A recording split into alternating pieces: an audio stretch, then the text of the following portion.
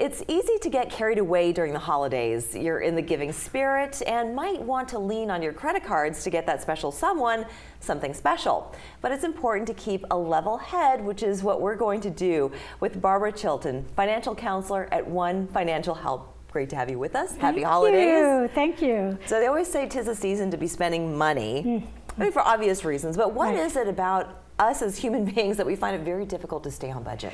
Well, you know, it's funny you say that. A lot of it has to do with advertising. Let's face it. Every time you're on your phone, whether you're on Facebook or whether you're listening to the radio, you're hearing Christmas music, and it's just those messages that are constantly driven into us and that face us every single day. It warms you from within, and then you just get all wrapped up into it. And it's true, when you see other people doing the things that they are advertising for you to do, you want to join the pack. We're a pack species. Mentality, right? It is. Yeah, and it's what I call keeping up with the Joneses. I mean, it's a very old-fashioned term. However, it couldn't be, you know, closer to the truth, because, like you said, if say, for example, somebody gets me a really great gift, I somehow feel obligated to get them equal. Of course. And a lot of times that's, you know, people fall kind of trapped to that. Sure. So, you know, and it's funny you say there are other things too. You know, the lack of self-control is the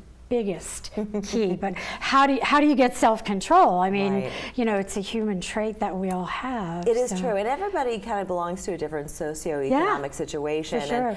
And you also wonder, okay, so you're being invited over to a beautiful holiday party at this lovely home, and clearly this person can afford to buy nice gifts for their friends, and you kind of want to match whatever it is, but that's not always necessary. I mean, just something special, something meaningful is all that you need, whether it's a book or something that you made even. You know, and it's funny that you say that, because there are a lot of things that you can do, and typically I don't necessarily like to use the word budget, only because it's restricting. It is.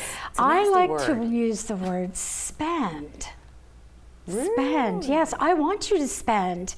And then, you know, it kind of makes people kind of perk up. You want me to spend? Yes, everybody's going to spend. Let's face it, one way or another. But particularly around the holidays, because of those factors that really kind of, you know, kick into gear and make us feel like we have to buy things. You know, but you have a make plan. A list. Have a plan. First and foremost is that list. You know, and a lot of times you think it's simple, and sometimes people, very often in my career, I always tell them, write things down, write things down, write things down. If you want to accomplish something, write it down. But because of the simplicity of it, very often, a lot of times folks don't even bother, because they don't think that the outcome is going to give them really what they want. So what do? Well, you know, tell them, just go ahead and write it down. They say statistically, if you write it down, your chances of actually doing that increases by 25%. I believe that. Yes. I believe that, because we forget things, and then we come to the point where we're in a mad rush to go out and buy something, so we're going to buy it at top dollar, and we just haven't planned ahead. And what I've found as well, and you talk about looking for sales and all of that, certainly I'm a bargain shopper myself, but even after the holidays, if you know you're going to be giving a gift to somebody and you go to those sales after the holidays, best time to shop. Put it in your Christmas closet. Best time for to the shop. Next year, Absolutely, and and you know, you say, and obviously, you know, we all take advantage of the BOGOs and the 75% offs, which is a good way, you know, to help your spending plan and to not overspend.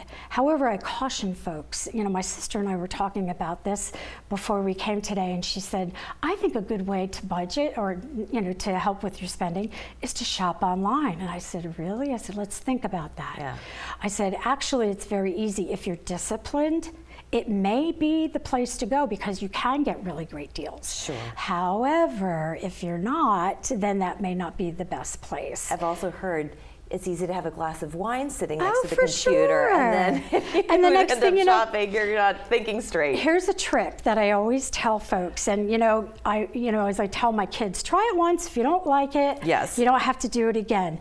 Shop, shop, shop. Shop to your heart's content. Put as much as you want into that basket, into that cart online, and then close it out. Right, yeah. Statistically, here's... Put it all back. Yes, here's another statistic. Yeah.